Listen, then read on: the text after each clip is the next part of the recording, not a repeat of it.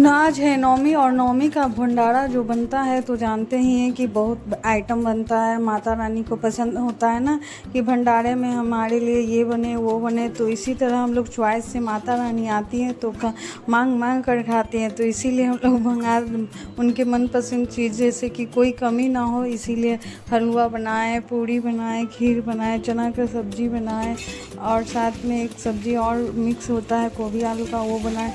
और ये सब माता रानी को और साथ में जो भी सामान दिया जाता है और माँ खुश होकर जाए, दुखी होकर ना, इसीलिए। तो देखिए यहाँ पे हम प्रसाद बना रहे थे, तो प्रसाद तो बना ही रहे थे, समय भी बहुत ज़्यादा, साथ में जल्दी जल्दी हम तैयार हुए। फिर जल्दी सा मम्मी सब कन्याएं भी लेकर चली आई थी, तो यहाँ आरती के शुभ समय पे भी आ गए। तो माता रानी सभी छोटी कन्याएं भी आरती की माता रानी का, और हम लोग जयकारा लगाकर हवन उवन सब हो गया था। उसके बाद कन्याओं की पूजा बाकी थी, क्योंकि कन्या का पूजा पहले माता रानी का पूजा होता है, उसके बाद ही कन्याएं की पूजा होती है। तो यहाँ पे आरती उरती तो हो चुकी है आरती। तो यहाँ आरती होने के बाद कन्या को सभी लोग को बैठाते हैं, बैठाकर उसके बाद माता रानी का पहले हम चरण धोते हैं, चरण धोने के बाद ही पैर रंगते हैं। तो यहाँ हम और हमारे पतिदेव दोनों मिलकर चरण धो रहे हैं और ये पोंछ रहे हैं, और उसके बाद हम और हमारी बेटी दोनों मिलकर पैर रंगते हैं।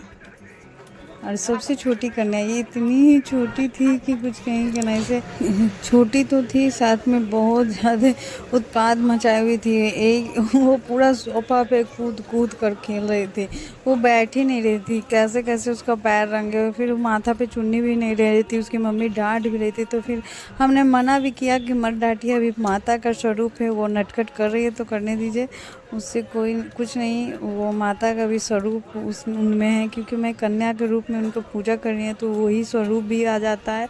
और इस स्वरूप को ये नहीं कि हम बुलाए हैं, तो ऐसा नहीं होना चाहिए, मान्य रखना चाहिए कि माता के रूप में कन्या को बुलाएं तो वो माता ही होती है, कोई लड़की या किसी की बेटी नहीं होती, बल्कि माँ को बुलाएं तो वो माँ ही आ रही हैं हमारे यहाँ।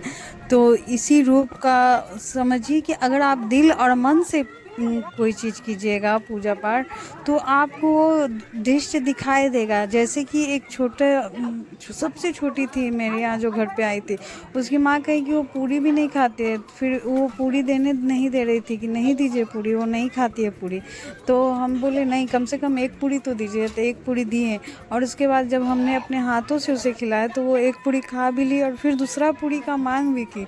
तो इसी से आप देख लीजिए, उनकी मम्मी खुद आश्चर्य कर रही थी कि आज तक हम कभी नहीं खिला पाए उसको, और कैसे खा ली। समझिए सही में माता रानी के स्वरूप में आई है। तो इससे हम नहीं कर रहे हैं, बल्कि उनकी माँ खुद कर रही है। तो इससे हमें प्रतीत होता है कि कोई चीज़ अगर अपने मन और धन से किया जाए ना, तो वो चीज़ आपको प्रतीत दिखेगा ही। तो ये चीज़ कोई ऐसा नहीं होता है कि कोई लगता है ना बुला लेता है और उससे आदर नहीं, बल्कि उसे लड़की के रूप में ऐसे बैठो, वैसे बैठो, ऐसे नहीं बोलना चाहिए, क्योंकि वो माता का स्वरूप साक्षात आती हैं और वो कन्या के रूप में आती हैं। तो उनको देवी माँ या माता जी कहकर ही संबोधन कीजिए और मान दीजिए।